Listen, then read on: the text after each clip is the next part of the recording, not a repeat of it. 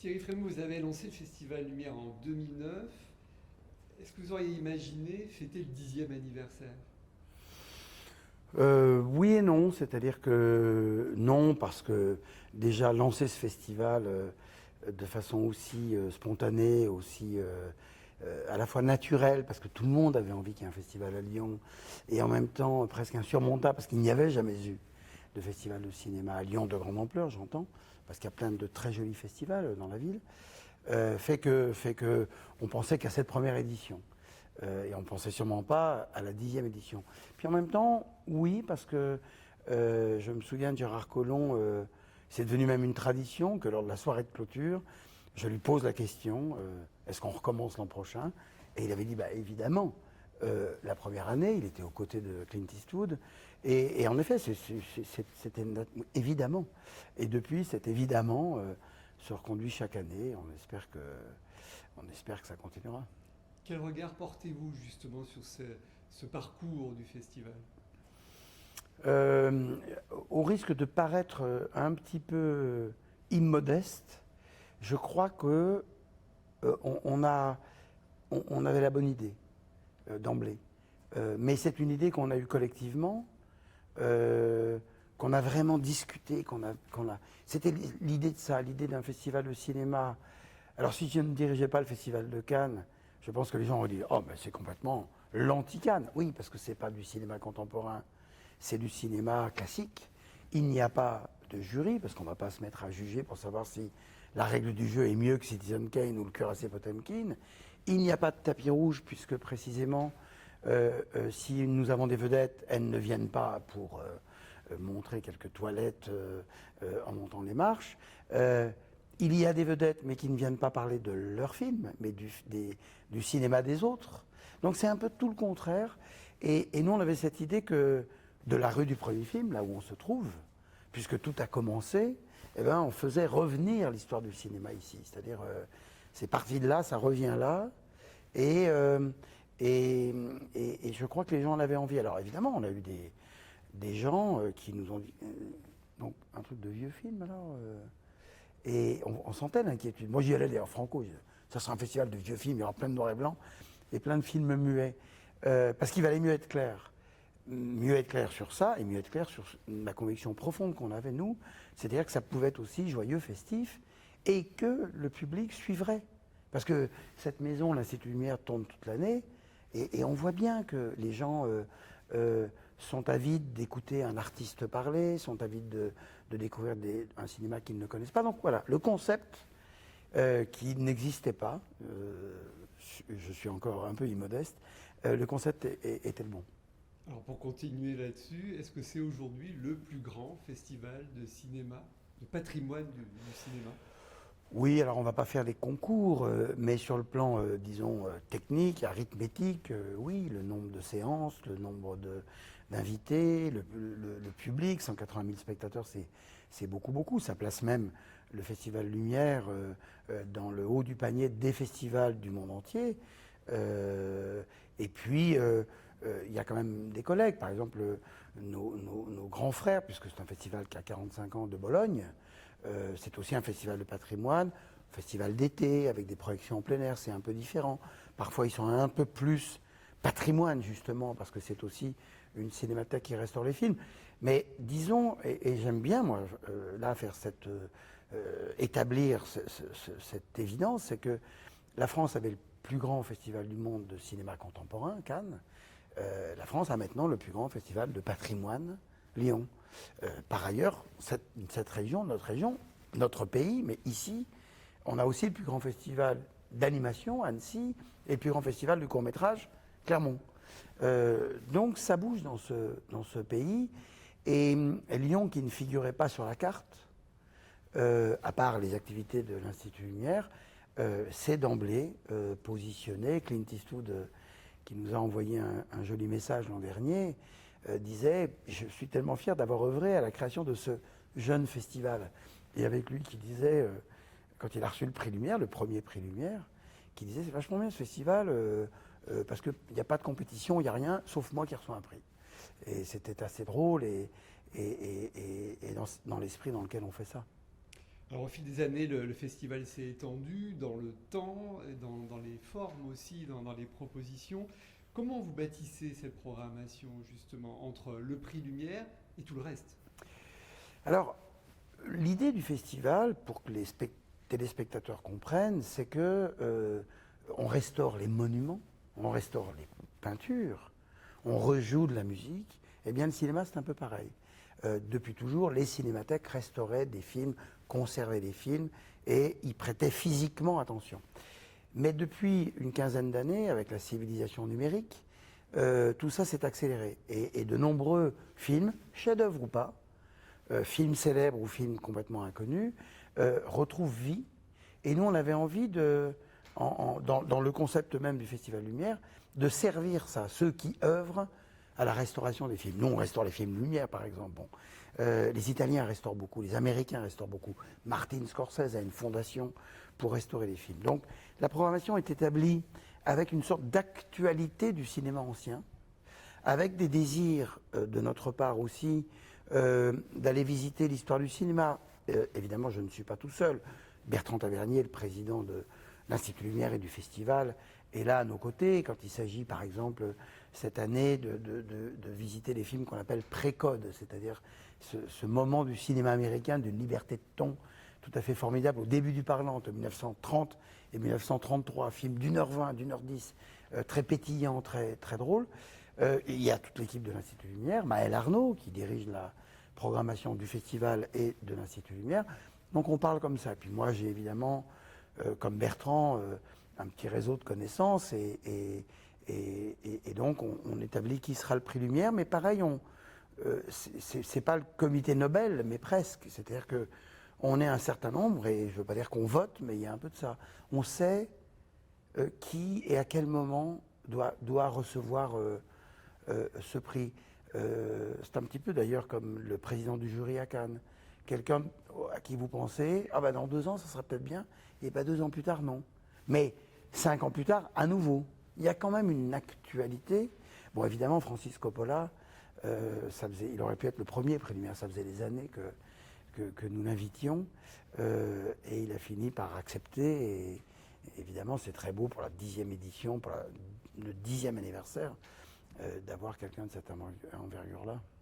Vous avez rajouté aussi cette année un certain nombre d'avant-premières et puis une nouvelle section Lumière classique.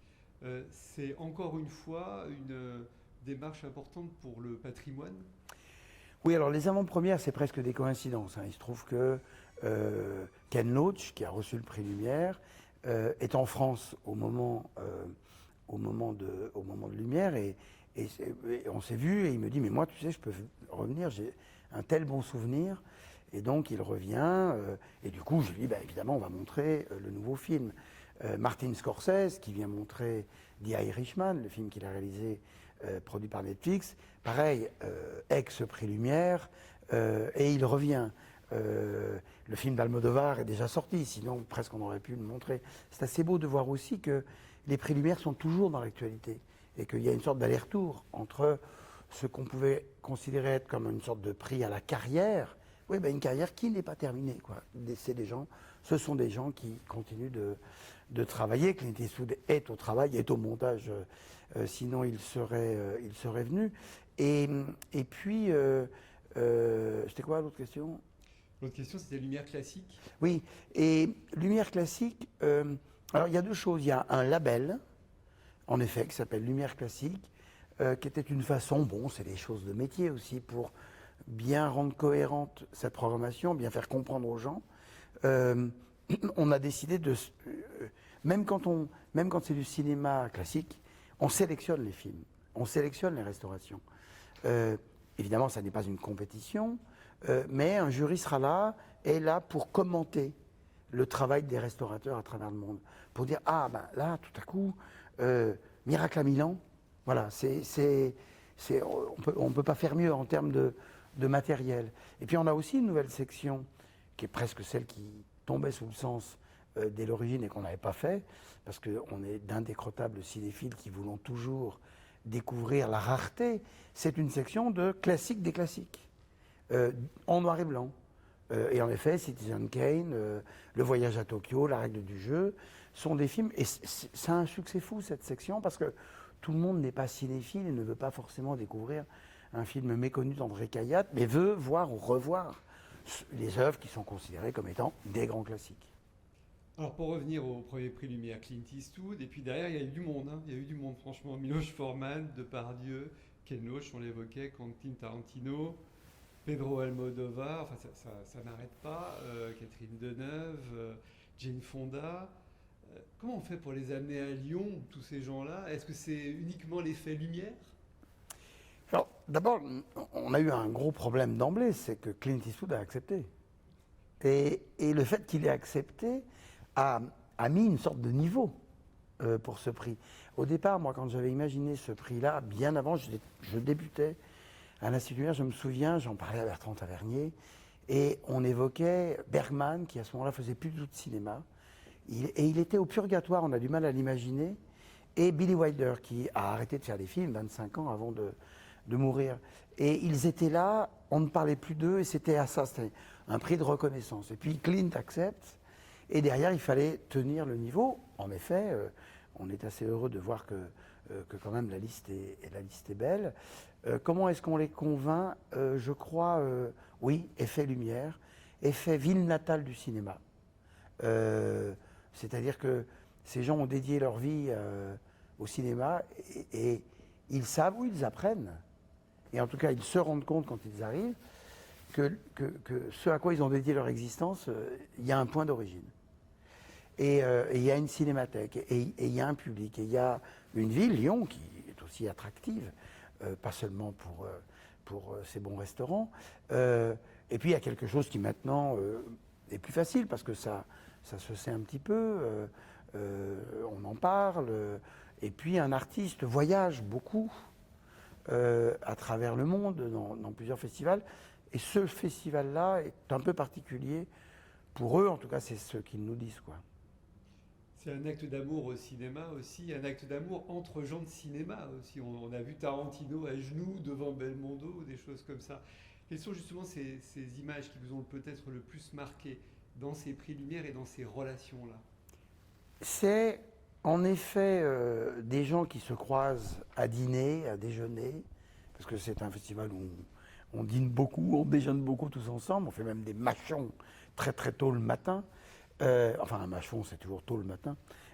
Et c'est assez beau de voir des gens qui ne sont pas forcément faits pour se rencontrer, se voir et se rencontrer et ne pas masquer leur admiration mutuelle. C'est aussi le principe du festival de demander à des gens qui n'ont rien à voir avec certains films d'en parler, de films, d'artistes, etc. Et en effet, on ouvrait le festival avec un Saint-Jean d'hiver et Jean-Paul Belmondo, l'année où, à la fin du même festival, Tarantino recevait le prix Lumière. Et on parle un petit peu, il me dit alors il y a quoi au programme? Je lui dis, on va ouvrir avec la copie restaurée d'un Saint-Jean d'hiver de Verneuil, et Jean-Paul Belmondo sera là. Il me fait, il sera là? Je lui dis, oui, il sera là. Il me dit, mais je viens. Donc lui déjà, il voulait venir pour être là. Et puis, mais une heure avant, on était à l'hôtel Sofitel, et une heure avant la cérémonie d'ouverture, je lui dis, non, tu dirais pas un petit mot? Ah bah bien sûr, attends, tu me fais un honneur là, très court, mais t'inquiète pas. Et tout à coup, Jean-Paul, qui était à sa place, que je ne voulais pas qu'il monte sur scène, donc on l'a fait du centre de la grande halle Tony Garnier, 5000 personnes, et soudainement Tarantino est parti dans un éloge absolument magnifique et qui a épaté Jean-Paul lui-même. Oui, des moments comme ça, il y en a eu de très très beaux. L'éloge que fait Bertrand Tavernier chaque année au prix Lumière est une sorte de must formidable. Ce qu'a dit Olivier Assayas sur Wong Kar-wai, qu'il était le cinéaste du souvenir du souvenir, c'était très très beau. Vincent Lindon faisant l'éloge de Catherine Deneuve. Oui, il y a eu des moments très très particuliers qui sont en plus, je crois, exemplaires et, si j'ose dire, pédagogiques. On cite toujours cette phrase de Victor Hugo, chère à Bertrand Tavernier, quand Hugo disait « j'admire comme une brute ». Ben, il y a un peu de ça, c'est-à-dire, parfois il faut savoir dire son admiration, quoi. Alors cette année, c'est Francis Ford Coppola, le prix Lumière. Comment on arrive à le faire venir? Vous parliez ça aurait pu être le premier prix Lumière. Il est là pour le 10e anniversaire. Comment on fait? Ben, moi, je connais bien Francis Coppola. Souvent, les gens disent « Ah, Thierry Frémaux avec son réseau canois ». Non, non, non, il y a beaucoup de gens, Clint Eastwood, Martin Scorsese, Coppola, Quentin Tarantino, que j'ai connu bien avant d'entrer en fonction à Cannes. Les amis américains. Oui, beaucoup d'Américains, parce que aussi, il y avait eu le centenaire du cinéma en 1995, et on portait la bonne parole lyonnaise, Lumière, un peu partout dans le monde.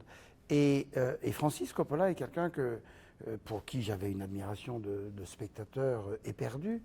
Et ça s'est trouvé qu'on s'est connus il y a assez longtemps. On s'est toujours vus très régulièrement. Et à un moment, il avait failli déjà venir au Festival Lumière, et puis ça n'avait pas pu se faire. Et là, il se trouve qu'il y a aussi ça, un cinéaste, ça vient de tourner, ça tourne ou ça va tourner. Et nous, on aime bien annoncer le prix Lumière à l'avance. On annonce 4-5 mois à l'avance. Et un cinéaste, savoir ce que sera son agenda 4-5 mois à l'avance, c'est toujours difficile. Donc c'est toujours délicat. Gérard Collomb nous faisait rire parce qu'il disait la première année, vous m'avez dit que c'était Clint Eastwood, je vous croyais, mais il allait s'écouler 5 mois, il pouvait tout arriver. Et quand je l'ai vu arriver, alors j'ai décidé que je ne vous embêterai plus et que je vous fais confiance. Et il nous fait confiance, mais nous-mêmes, on est toujours dans le doute. Chaque fois, on se dit, est-ce que la chose va pouvoir se faire? Non, Coppola a répondu. Coppola, en plus, sa maison de production s'appelle Zoetrope, American Zoetrope, Zoetrope Studio. Et Zoetrope, c'est une des machines, un des appareils précurseurs de l'image animée et du cinématographe Lumière. Et le remake, d'ailleurs, du film Lumière, de la sortie du Lumière qu'on va faire et qu'il va diriger, car nous savons à l'avance que le prochain film de Francis Coppola, même s'il ne durera qu'une minute, sera tourné à Lyon. Et c'est quelqu'un qui a toujours été passionné par l'histoire du cinéma, par l'histoire de l'art, et il est très très heureux de venir ici. Qu'est-ce qu'il représente pour vous dans l'histoire du cinéma? Il représente plusieurs choses. Il représente le lien entre le passé et le présent.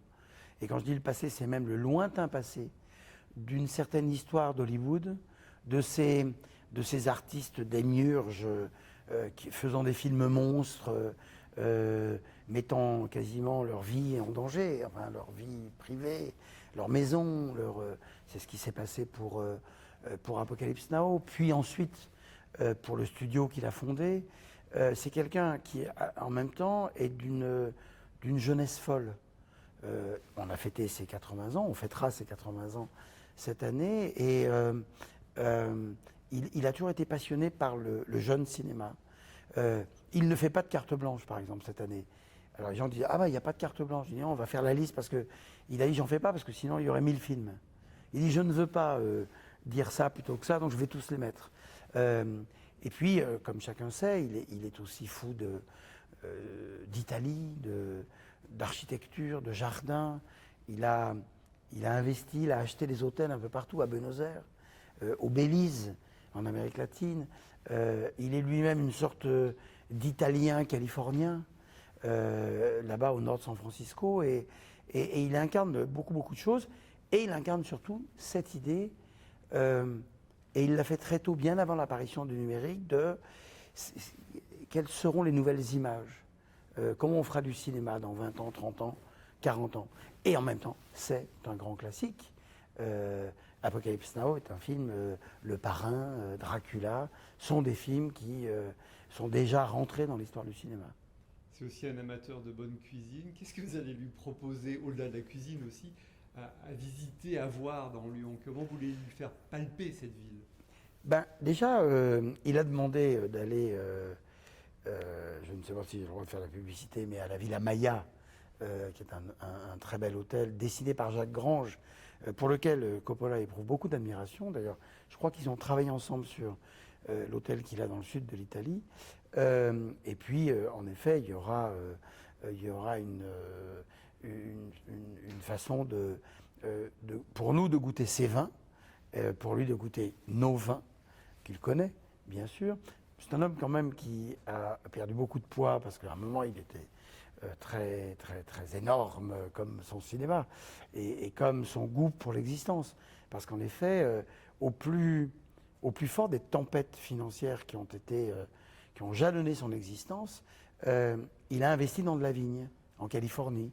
Et il est devenu, il a fait fortune littéralement dans le vin, dans l'hôtellerie, dans les produits, dans la nourriture.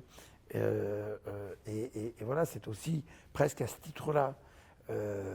Mais il m'a évoqué une jeune maison de designers, architectes lyonnaises qu'il avait repéré. Il dit, j'aimerais bien qu'on puisse aller les visiter parce que ça m'intéresse, leur travail. Non, c'est un homme curieux. Vous lui faites un mail, il vous répond immédiatement. Il est toujours connecté, il est toujours... oui, il est très très curieux, très admiratif aussi du travail de sa fille, Sofia Coppola, de Roman, son autre fils. Voilà. Alors au-delà de Coppola, il y a évidemment de nombreux invités qui vont venir parler cinéma.